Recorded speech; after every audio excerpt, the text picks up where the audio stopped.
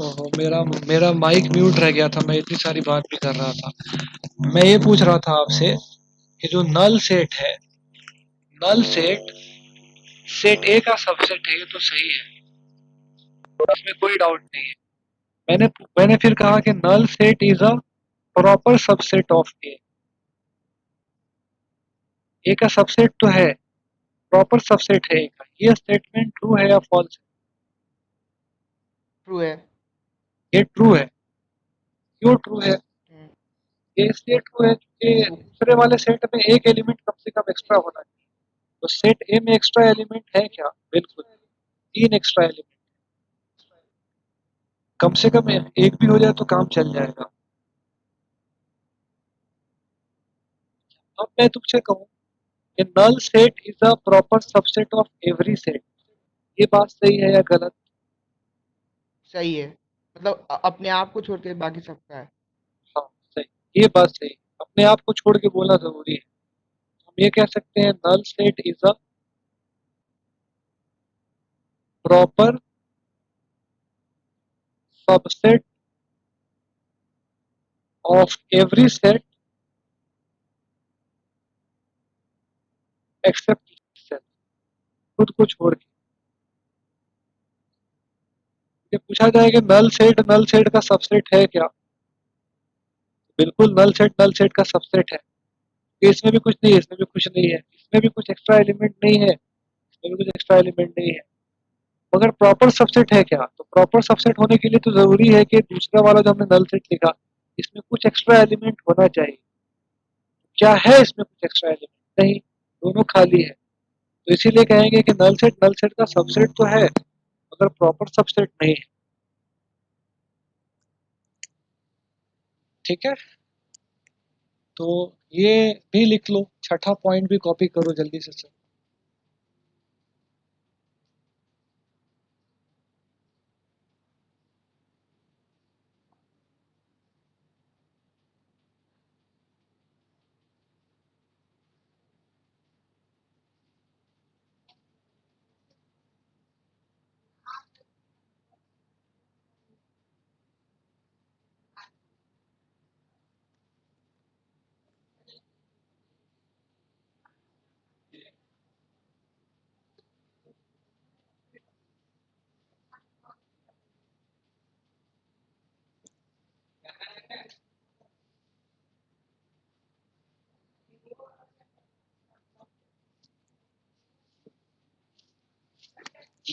अभी हम इस पे ना क्वेश्चन सॉल्व करेंगे, थोड़ा सा थ्योरी और कर लेते हैं, उसके बाद एक ही बार क्वेश्चन सॉल्व करना शुरू करेंगे।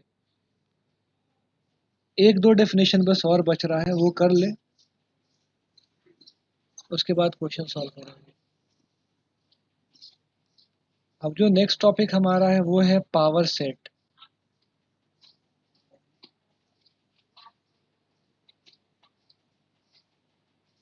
ठीक है, तो हम लिख सकते हैं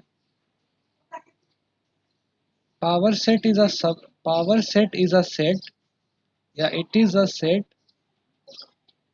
containing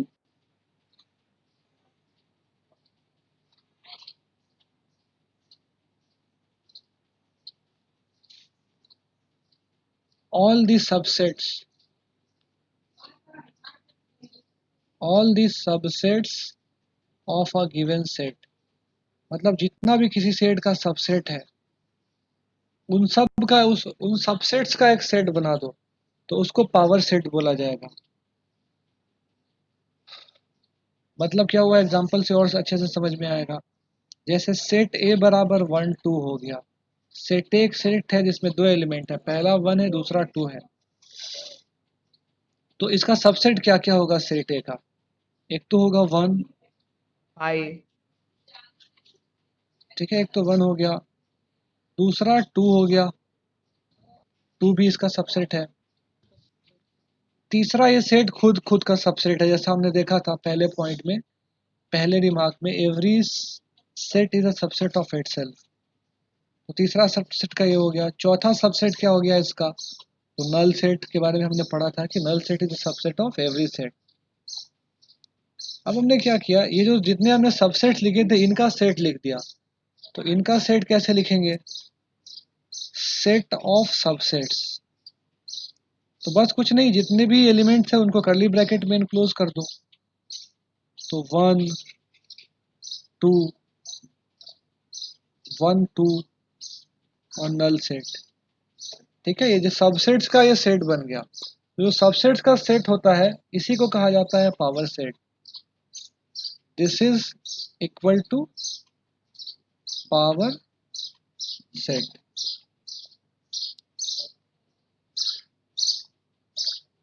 तो ये लिख लिए तुम, तो एग्जाम्पल 2 लिखना, तुम खुद से लिख के दिखाना। अगर सेट बी हमें दिया हुआ है ए कॉमा बी, तो इसका पावर सेट लिखना। पहले ऊपर का नोट कर लो सारा, पावर सेट से नीचे सब कुछ नोट कर लो और इसका पावर सेट लिख के दिखाओ क्या होगा।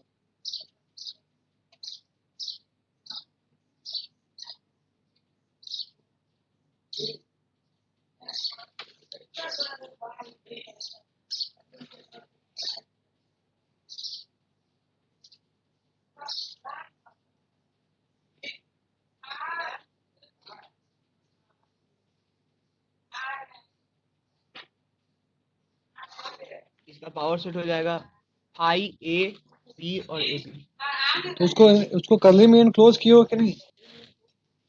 ये हाँ, पहला तो नल सेट हो गया, दूसरा ए, तीसरा बी और चौथा ए कॉमा बी। एक भी ब्रैकेट एक्स्ट्रा नहीं होना चाहिए, ना एक भी ब्रैकेट कम होना चाहिए, बहुत गिन गिन के ब्रैकेट डालना। ठीक है, तो ये तो हो गया इसका पावर सेट। अब हमने नोट करके लिखा, या ऐसे लिख लो, notation for power set. Notation for power set of A. Set A का पावर सेट, इसके लिए नोटेशन है P of A. P of A एक और चीज का नोटेशन है, क्लास 10th में पढ़े होगे, प्रोबेबिलिटी ऑफ इवेंट ए। तो वो तो पढ़ के समझ में आ जाएगा क्वेश्चन को कि पावर सेट की मीनिंग में पी ऑफ ए यूज हो रहा है या प्रोबेबिलिटी ऑफ इवेंट ए के सेंस में यूज हो रहा है।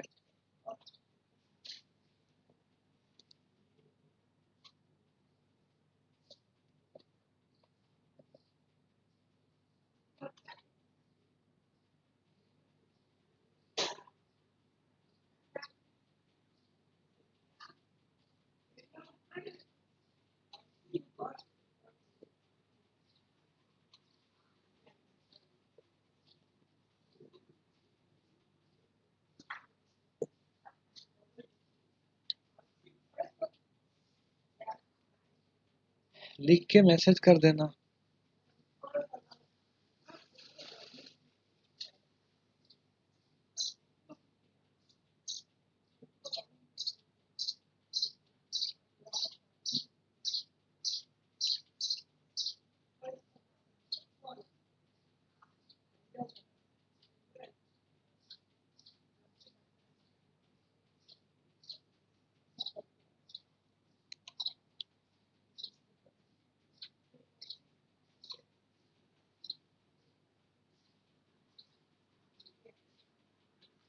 आदित्य लिख लिए तो मैसेज करो चैट बॉक्स में।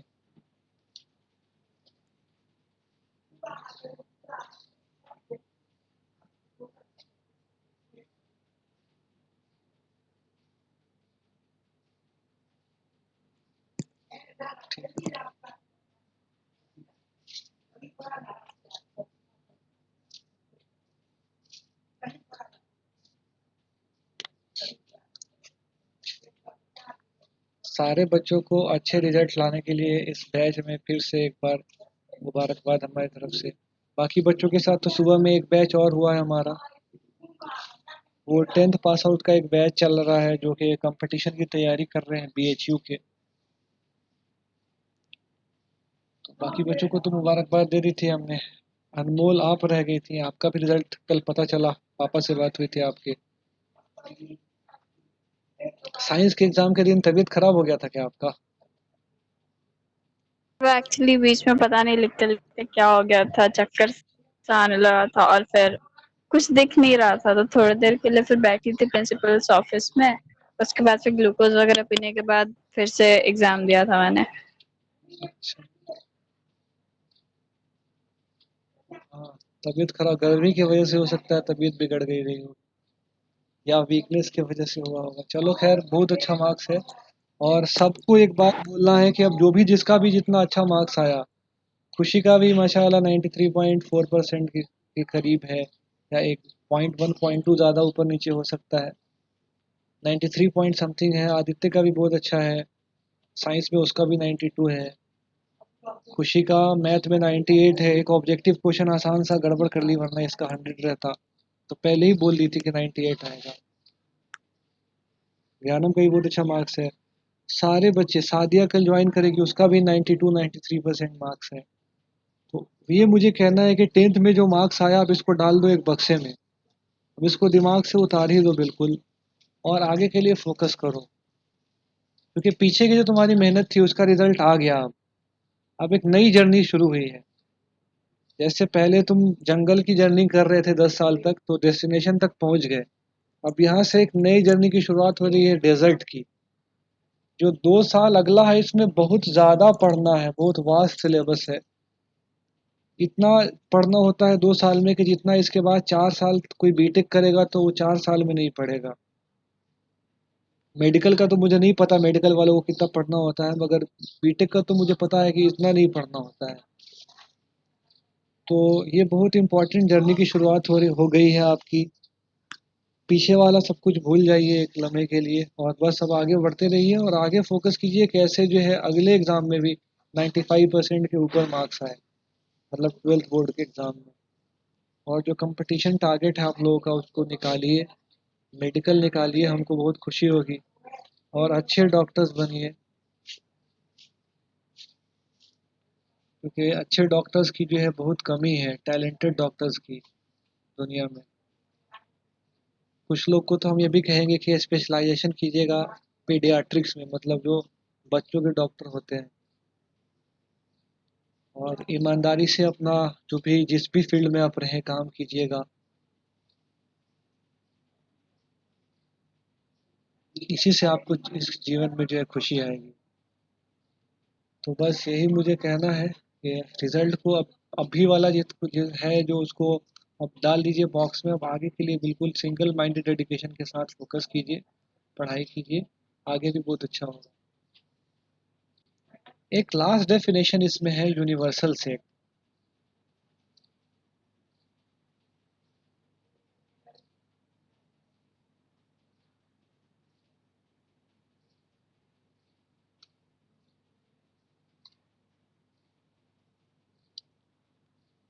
ठीक है, तो किसी भी क्वेश्चन में कोई ऐसा सेट जो उस क्वेश्चन के बाकी सारे सेट्स को कवर कर रहा हो, उसको हम बोलते हैं उस सेट का यूनिवर्सल सेट। जैसे फॉर एग्जांपल, एक क्वेश्चन हमें दे दिया, उसमें एलिमेंट है 1 2 3। ठीक है, सेट बी दे दिया, उसमें एलिमेंट है 5 6 7। अब बोला इसका यूनिवर्सल सेट क्या हो सकता है, तो कोई बच्चा बोलेगा यूनिवर्सल सेट सर इसका 1 से लेकर के 10 तक सारे नंबर्स होंगे। तो बिल्कुल सही है।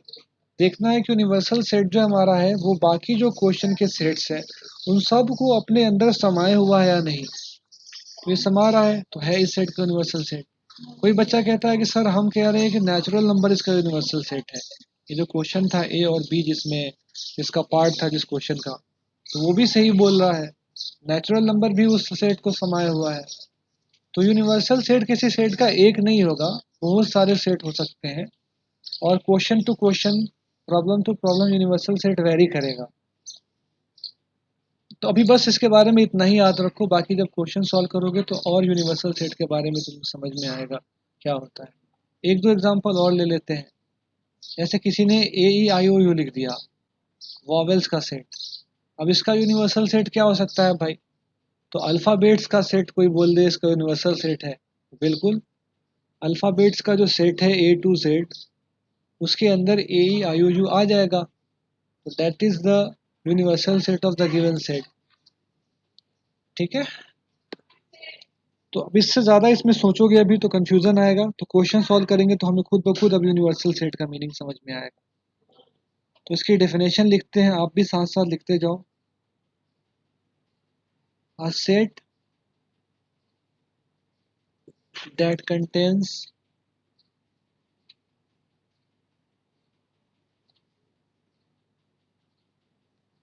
all the elements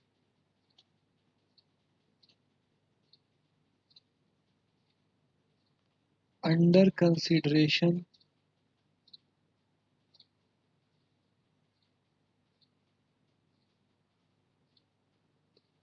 in a given problem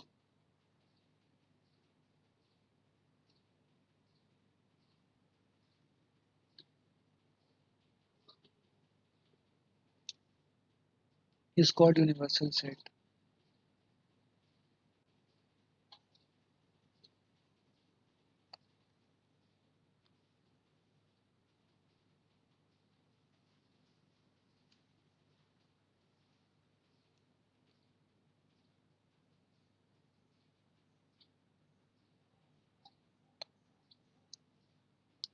इसका एग्जांपल लिखा, सॉरी इसका पहले नोटेशन लिख लेते हैं। यूनिवर्सल सेट का नोटेशन है U का सिंबल या ईटा का सिंबल। तो ईटा का सिंबल तो बनाना बहुत ही कठिन काम है। कुछ ऐसा होता है ईटा का सिंबल, ई लिख करके नीचे में उसका एक टेल बनाना पड़ता है। जैसे alpha beta gamma delta Greek alphabet पढ़े हो ना, वैसे ही उसमें एक अल्फाबेट होता है ईटा, ई टी ए। तो उसका सिंबल है, तो यू का सिंबल ही हमारे एनसीईआरटी बुक में यूज है, तो हम यू ही यूज करेंगे। इसका कुछ एग्जाम्पल भी लिख लेते हैं।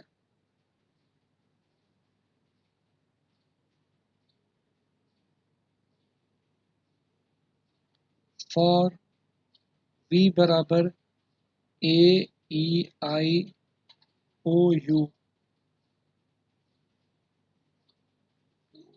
यूनिवर्सल सेट में भी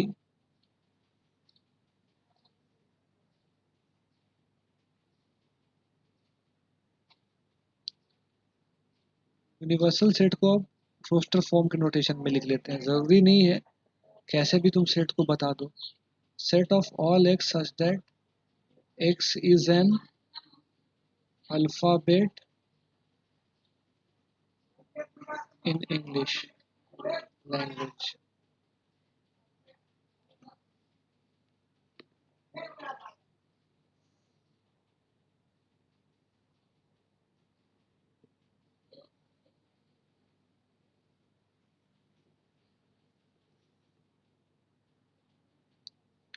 जैसे अर्थ और मार्स एक सेट में डाल के दे दिया, बोला इसका यूनिवर्सल सेट बोलो, तो हम बोल सकते हैं कि हमारे सोलर सिस्टम में जो प्लैनेट का सेट होगा वो यूनिवर्सल सेट हो सकता है अर्थ और मार्स वाले सेट के लिए।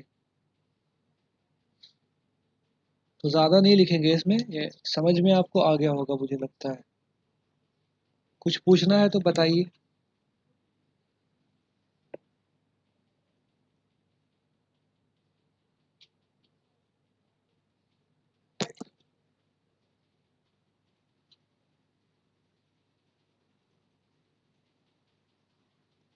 अच्छा, अब इसमें फिर दो इम्पोर्टेंट नोट यहाँ पर।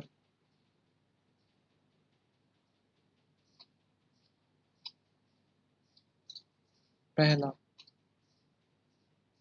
कि कोई भी सेट ए दिया हुआ है, उसमें नंबर ऑफ एलिमेंट मान लिया m है,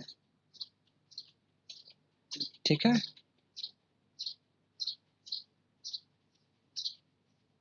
then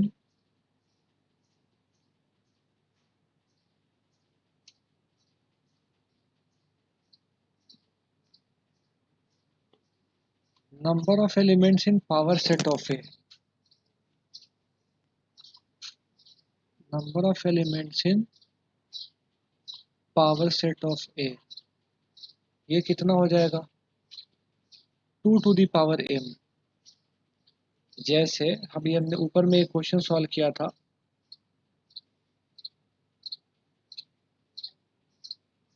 ये हमने सेट बी लिखा था, तो number of element in B कितना है इस वाले केस में, तो 2 है। तो पावर सेट में नंबर ऑफ एलिमेंट कितना हो जाएगा, number of element in power set of B, तो 2 to the power 2 हो जाएगा, मतलब 4। ये इस 2 को दूसरे कलर से कोड कर लेते हैं, वाइट कलर से, क्योंकि 2 2 दिख रहा है ना, दोनों में डिस्टिंक्शन करने के लिए हमने वाइट कलर से कोड कर दिया इसको। तो 2 to the power 2 बराबर क्या आ गया, number of power set of B बराबर 4 आ गया।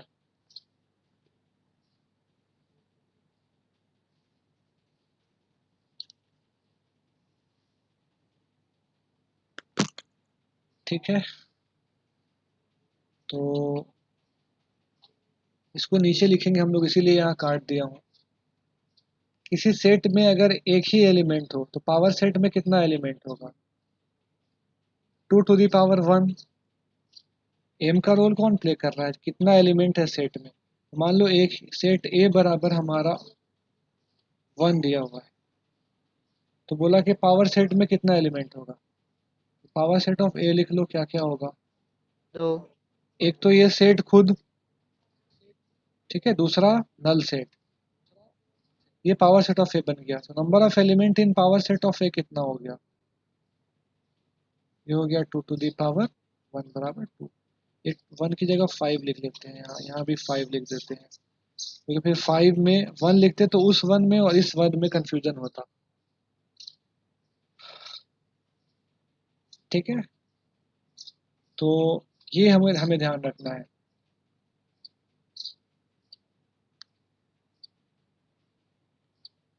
तो अब इससे जो है तुम बताओ मुझे एक चीज, कि जो नल सेट है, नल सेट के पावर सेट में कितना एलिमेंट होगा।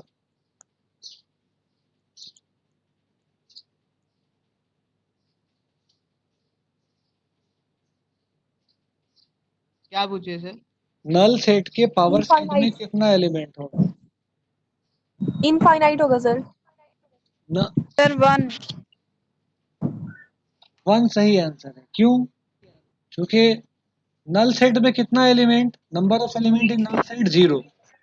नल सेट बोलते हैं उस सेट को जिसमें नंबर ऑफ एलिमेंट जो है 0 हो। ठीक है, तो एम का रोल क्या प्ले कर रहा है नल सेट के लिए, 0। पावर सेट में कितना एलिमेंट होगा, 2 to the power 0 बराबर 1। तो नल सेट का पावर सेट होगा क्या, तो ये वाला सेट, एक सेट बनाया जिसमें नल सेट को खुद डाल दिया। तो हमने बताया था आपको कि नल सेट के लिए ये नोटेशन यूज करना या खाली ब्रैकेट यूज करना, मगर नल सेट के लिए ऐसा वाला नोटेशन यूज मत करना, हमने बताया था आपको, और कहा था कि जब पावर सेट पढ़ाएंगे तो वहां पता चलेगा कि इसका मीनिंग क्या होता है। तो इस वाले का मीनिंग होता है power set of null set. ठीक है, तो हम सेकेंड पॉइंट यही लिख दे रहे हैं यहाँ पे, नंबर ऑफ, इसमें कंफ्यूजन आ जाता है इसलिए इसको अलग से लिख दे रहे हैं, नंबर ऑफ एलिमेंट्स इन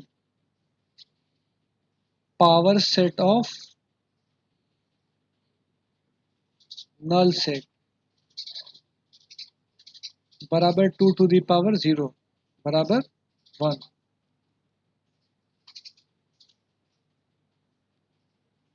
ठीक है, और इसमें जो है एक नोट बना के लिख लिया, ऐसे लिखा हुआ है अगर नल सेट को ब्रैकेट में डाल दिया है, तो ये क्या लिखा हुआ है, power set of null set.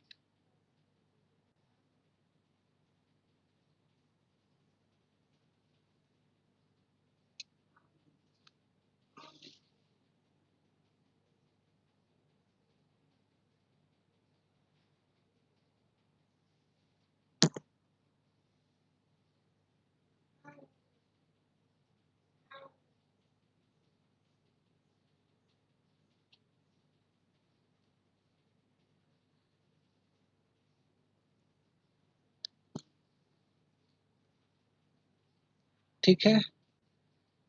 तो अच्छा, अब ये जो number of element in power set of A का फॉर्मूला है, यही same formula number of subset का नहीं हो जाएगा? तो किसी सेट का कितना सबसेट होगा, तो टू अगर उसमें m एलिमेंट है तो two to the power m subset होगा। उन्हीं सबसेट को तो ब्रैकेट में बस घेर देते हैं तो पावर सेट कहलाने लगता है। तो यही सेम फॉर्मूला जो है तुम्हारा number of subsets of a given set का भी है।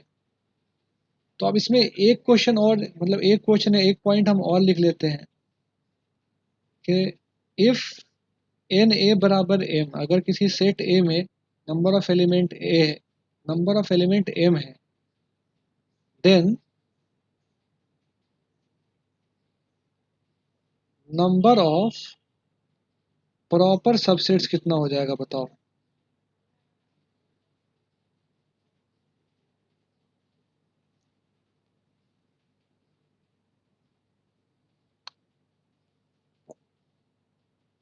पहले तो ये बताओ कि नंबर ऑफ सबसेट्स कितना हो जाएगा। किसी सेट में m एलिमेंट है तो नंबर ऑफ सबसेट कितना हो जाएगा? तो 2m, two to power the m। पावर m। सही। 2 का पावर है। अब बताओ नंबर ऑफ प्रॉपर सबसेट कितना हो जाएगा?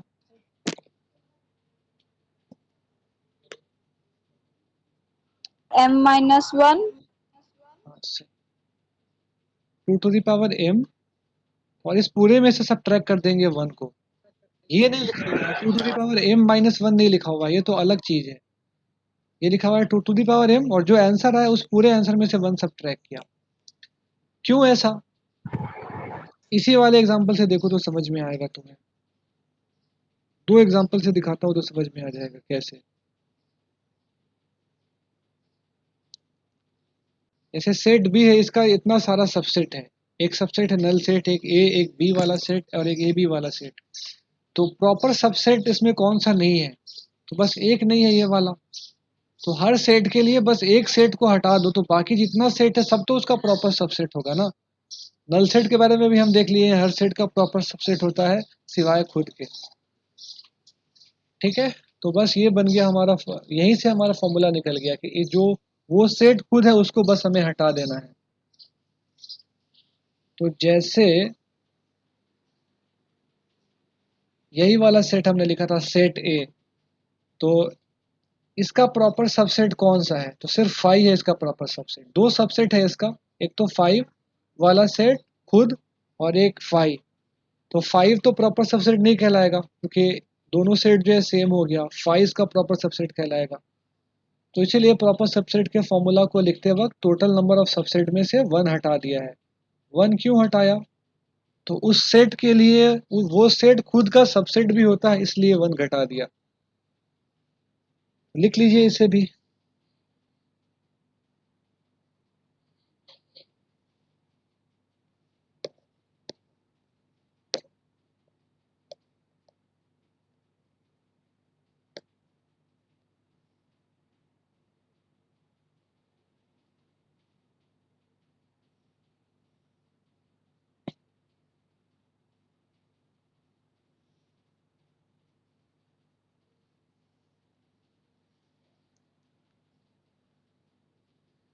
अब तुमसे पूछा जाए कि नल सेट का कितना प्रॉपर सबसेट होगा, तो बोलोगे एक भी नहीं। नल सेट का सबसेट कितना? एक। Two to the power zero करके वन आया है ना। तो पूछा प्रॉपर सबसेट कितना है, तो एक इस जो आंसर आया उसमें से एक घटा दो, वन माइनस वन कर दिया तो जीरो। मतलब नल सेट का कोई प्रॉपर सबसेट नहीं होगा।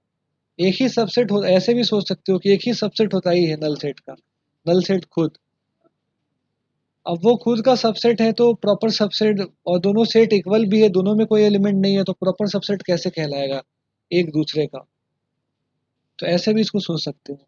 तो थ्योरी अभी के लिए इतनी, अब इस पे हम लोग कुछ क्वेश्चन सॉल्व करते हैं।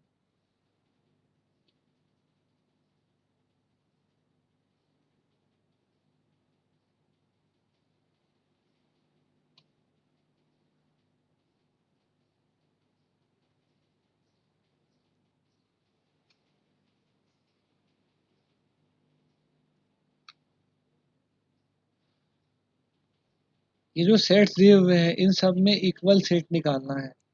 इक्वल सेट कौन कौन सा है? तो सेट बी को तो पहले रोस्टर फॉर्म में हम लिख लेते हैं, तो क्या बन जाएगा set B, set of all X such that X is greater than 15 and X is less than 5। ये तो पॉसिबल नहीं है, एक नंबर 15 से बड़ा भी हो, और एंड का मतलब बताए थे साथ साथ दूसरा कंडीशन भी सेटिस्फाई होना चाहिए। 5 से छोटा भी हो, दिस इज नॉट पॉसिबल, इसका मतलब बी बराबर नल सेट। सी को देखा जाए रोस्टर फॉर्म में लिखे तो सी बराबर हो जाएगा 5। Set of all X such that x minus 5 बराबर 0, तो इसका आंसर क्या आएगा 5, बस वही हो गया। डी को देखा जाए अगर, तो डी क्या हो जाएगा 5 और -5 दोनों। एक्स स्क्वायर बराबर 25 है, तो एक्स की क्या क्या वैल्यू पॉसिबल है, तो -5 भी पॉसिबल है और 5 भी पॉसिबल है। -5 का स्क्वायर 25, 5 का स्क्वायर भी 25। फिर ई में कहता है set of all X such that X is an integral positive root of the equation this, मतलब जो रूट हो वो उसको इंटीजर भी होना है, पॉजिटिव भी होना है। तो पहले तो रूट निकाल लेते हैं, इसको अगर हम सॉल्व करें तो बन जाएगा x minus 5 into x plus 3 बराबर 0। जब हम इसको फैक्टराइज करेंगे x square minus 2x minus 15 को, सही है। तो यहाँ से आ जाएगा हमारा x बराबर 5 और x बराबर -3, मगर क्वेश्चन में तो कह रहा था कि जो रूट होना चाहिए वो इंटीजर होना चाहिए, तो इंटीजर तो दोनों है, पॉजिटिव होना चाहिए, तो इसको काट दिया हमने अपने सॉल्यूशन से। तो जो सेट ई है, सेट ई बराबर क्या बन गया हमारा, सिर्फ और सिर्फ 5। तो अब कंपेयर कर लो कौन कौन सा सेट बराबर है।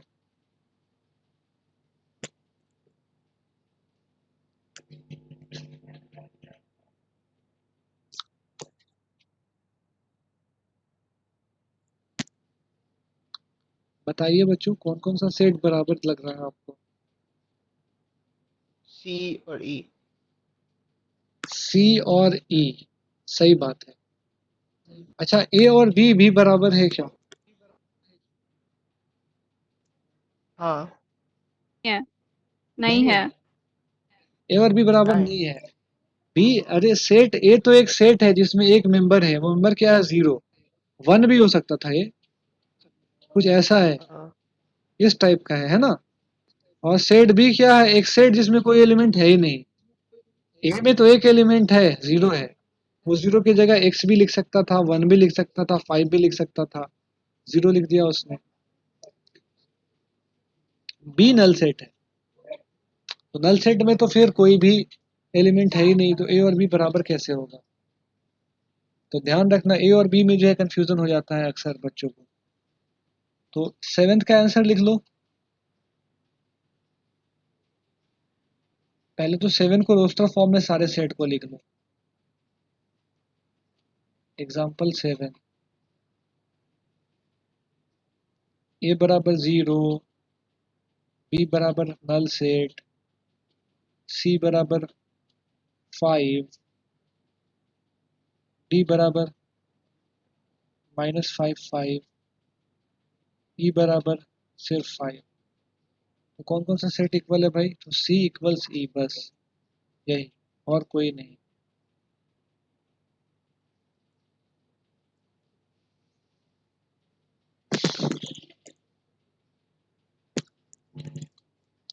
हो गया।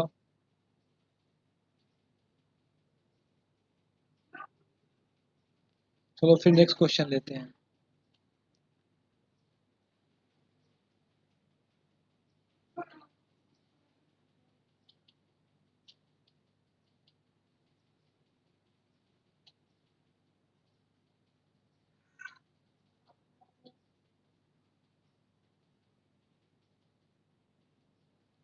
रोस्टर फॉर्म में लिख लोगे अगर, जिस क्वेश्चन में पॉसिबल हो, तो देखना आसान हो जाएगा।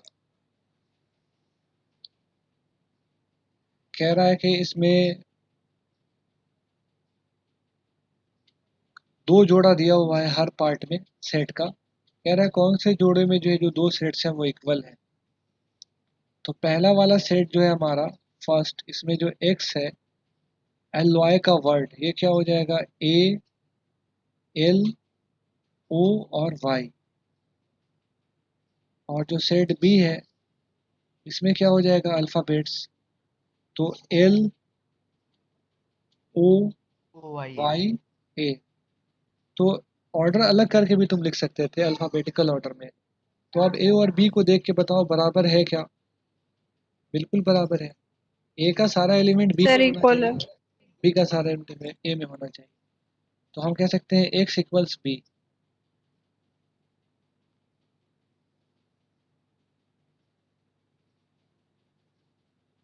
पार्ट सेकेंड में देखो, set of all N such that N is integer और एन स्क्वायर 4 या 4 से छोटा है। तो इसमें इसको अगर हम रोस्टर फॉर्म में लिखे तो ये बन जाएगा -2 -1 0 1 और 2। इन्हीं इंटीजर्स का स्क्वायर 4 के बराबर होगा या 4 से छोटा होगा। और सेट बी जो है this will become equal to x-2 x-1 करें तो 2, 1 या 1, 2 जो भी लिख लो। ये एक्स स्क्वायर -3x + 2 क्या बन जाएगा, x-2 टाइम्स x-1 बन जाएगा ना। तो अब ये a और b बराबर है क्या, नहीं, a is not equal to b। तो हम करके दिखा दे रहे हैं, इसको आप खुद से लिखिएगा, खुद से सॉल्व करिएगा और लिखिएगा, ये तो इजी क्वेश्चन है बहुत। अब आते हैं हम एग्जांपल एक्सरसाइज 1.2 के पहले क्वेश्चन में। तो कौन कौन सा सेट नल सेट है चेक कर लेना, कंफ्यूजन हो जाए तो पूछ लेना। सेकंड में कह रहा है फाइनाइट है या इनफाइनाइट। तो जैसे सेकंड में पूछा गया, सेकंड का सेकंड वाला पार्ट, ये फाइनाइट है या इनफाइनाइट, तो इनफाइनाइट। इनफाइनाइट है, इनफाइनाइट है। सेकंड का थर्ड वाला पूछा जाए अगर कि फाइनाइट है या इनफाइनाइट, फाइनाइट है सर। फाइनाइट। सर हम एक्सरसाइज कर चुके थे। ये कर चुके थे हम लोग।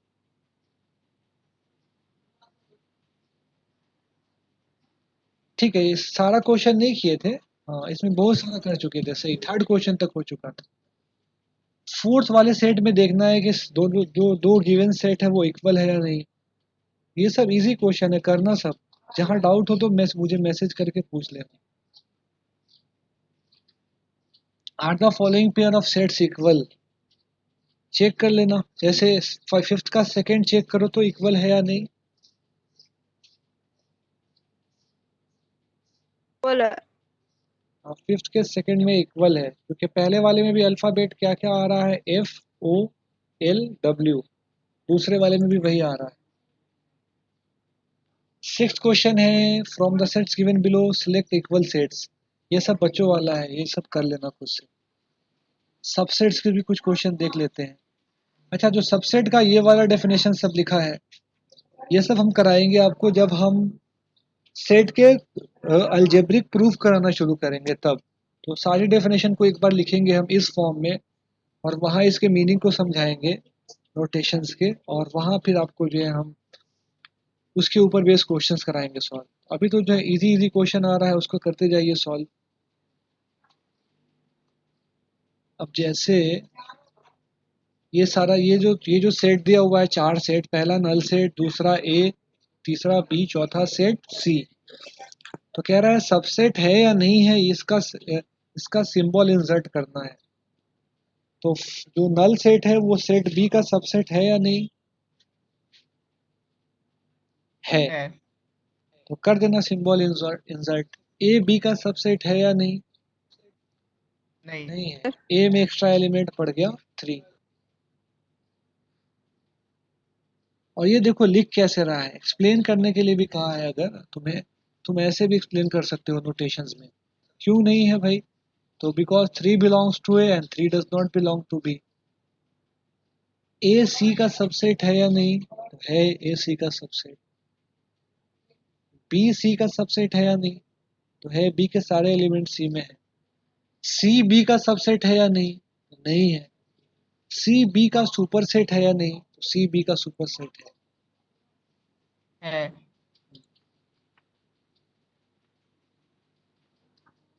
अब इसमें एग्जाम्पल 10 में सेट ए और सेट बी दे दिया तुम्हें, दो अलग अलग सेट। कह रहा है कि ए बी का सबसेट है या नहीं, पहले ये बता दो, फिर ये बता देना कि बी ए का सबसेट है या नहीं। दोनों में से कोई भी किसी का भी सबसेट नहीं है। नहीं है सबसेट दोनों में से कोई किसी का, क्योंकि ए को देखो तो ए में एक्स्ट्रा एलिमेंट पड़ जा रहा है आई ओ यू, और बी में देखो तो बी में भी जो एक्स्ट्रा एलिमेंट आ जा रहा है सी और डी, बी सी और डी।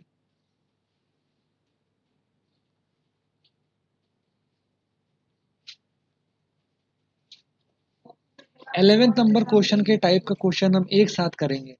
पहले जो हमारा नंबर वंबर के फॉर्म में क्वेश्चन दिया हुआ है वो कर लेते हैं, फिर एग्जाम्पल 11 टाइप का क्वेश्चन हम सॉल्व करेंगे। Example 11 is a kind of algebraic proof, उसकी शुरुआत वहीं से होगी। तो इसे ज़रा हम घेर ले एक सेकेंड, ताकि ध्यान में रहे कि ये इसको छोड़ के इसके आगे बढ़े हैं। अलजेब्रिक प्रूफ एक टोटली डिफरेंट टॉपिक है, उसको अलग से रखे हुआ हूँ मैं पढ़ाने के लिए।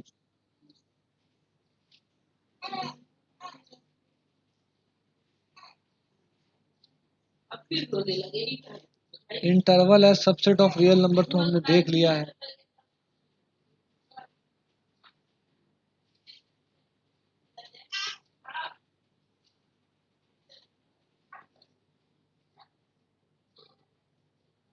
ये एक पॉइंट छूट गया था, लेंथ ऑफ इंटरवल। तो चाहो तो इसे लिख लो नोट करके कि लेंथ ऑफ इट, कोई भी इंटरवल दिया हुआ है, ओपन हो या क्लोज हो, उसका लेंथ पूछे क्या है, तो दोनों नंबर को बस सबट्रैक्ट कर दो, बाद वाले में से पहले वाले को, वही लेंथ ऑफ इंटरवल कहलाएगा उसका। ऐसे यहाँ 1 लिखा है, यहाँ 10 लिखा है, लेंथ ऑफ इंटरवल पूछा क्या होगा तो 9। और चाहो तो इसको माइंड में भी रख सकते हो कि किसी भी फॉर्म में दिया हो, ओपन या क्लोज, या एक साइड में ओपन दूसरे साइड में क्लोज, लेंथ ऑफ इंटरवल हमेशा बी माइनस ए ही होगा। पावर सेट तो हमने कर लिया, कुछ पावर सेट लिखा भी है हमने, फॉर्मूला भी हो गया, यूनिवर्सल सेट भी हो गया।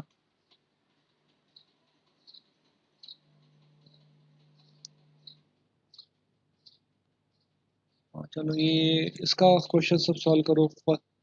फर्स्ट का फर्स्ट सबसेट है या नहीं उसका सिंबल लगाना है। सर है, पहला वाला से दूसरे का सबसेट है, क्योंकि पहले वाले के जितने एलिमेंट है वो सारे दूसरे वाले में है। इसका फोर्थ करो अब।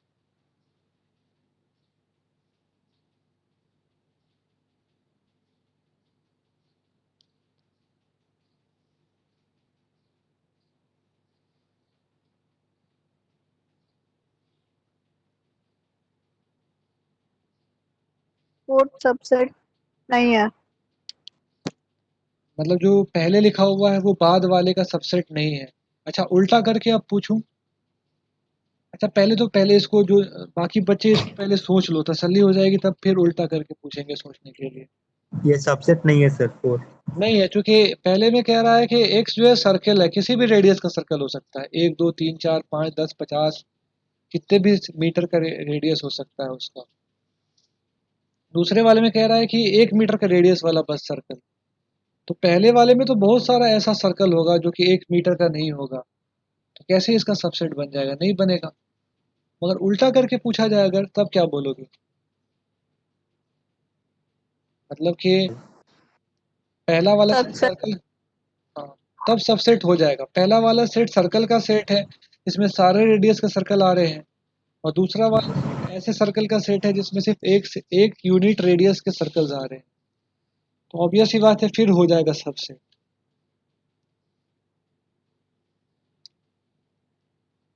फिफ्थ बताओ।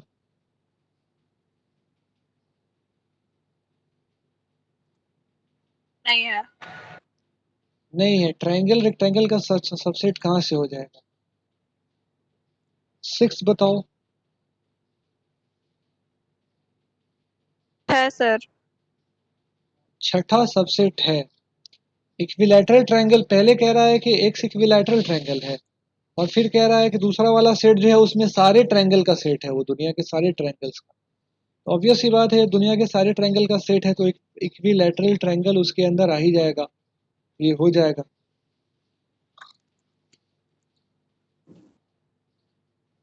सातवां। भी सेट होगा। इसमें है सबसेट। एक इवन नेचुरल नंबर है पहला वाला सेट में और दूसरे में इंटीजर है, तो जितना इवन नेचुरल है वो तो इंटीजर होगा ही। जो पहला वाला है वो दूसरे का सबसेट है।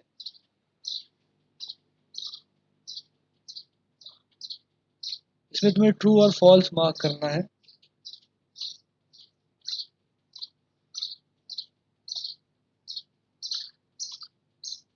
तो सेकंड का फर्स्ट बताओ, ट्रू है या फॉल्स? फॉल्स है। फॉल्स है, क्योंकि ये जो पहला वाला सेट है तो दूसरे वाले का सबसेट है। इसके सारे एलिमेंट है दूसरे वाले में। दो एलिमेंट है इसमें, पहला ए दूसरा बी, दूसरे वाले में भी ये सब है। तो जो स्टेटमेंट लिखा हुआ है स्टेटमेंट फॉल्स है। सेकंड देखो, यस सर। ट्रू है सेकंड। ट्रू है। ए ई है और जो दूसरा वाला सेट है उसमें ए ई आई ओ यू है। थर्ड वाला, फॉल्स। फॉल्स अच्छा है। अभी ये मुझे फिर ये सेशन डिस्कनेक्ट करने का मैसेज आ गया है, दोबारा कनेक्ट करना। 5-7 मिनट की क्लास और लूंगा, डिस्कनेक्ट हो जाएगा तो। और चलो फिर थर्ड वाला तो फॉल्स हो गया क्योंकि एक्स्ट्रा एलिमेंट पड़ गया 2 इसमें। चौथा वाला देखो, ट्रू है। सर ट्रू है। चौथा वाला ट्रू है। पांचवा वाला, ट्रू है। ट्रू ट्रू है। है सर। हाँ पांचवा वाला कैसे ट्रू हो गया? बिलोंग्स करता है सेट। सेट ए फॉल्स है। ए बी सी से बिलोंग कर रहा है क्या? मतलब ये जो जो सेट ये दिख रहा है इसमें 3 एलिमेंट है, पहला ए है, दूसरा बी है, नहीं सर, तीसरा सी है। फॉल्स है। इसमें कौन सा सेट तुमको तीनों में दिख रहा है कि मतलब कौन सा एलिमेंट ऐसा है कि वो खुद सेट है और उस सेट के अंदर एक एलिमेंट है? कोई भी नहीं है। यहीं पे आके गलती होती है। सेकंड के फोर्थ पे और फिफ्थ पे अपने बुक में स्टार लगा लो। एक बार एग्जाम से पहले जरूर इसको देख के जाना। सिक्स्थ में बताओ।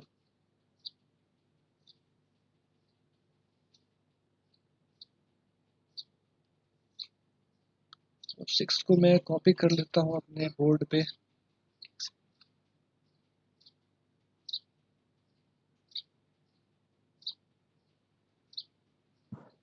नेक्स्ट वाला ट्रू है। ठीक है, एक बार हम भी चेक कर ले रहे हैं सिक्स का कॉपी कर। सिक्स में जो पहला वाला है even natural number less than 6, तो आ गया 1 2 3 4 5।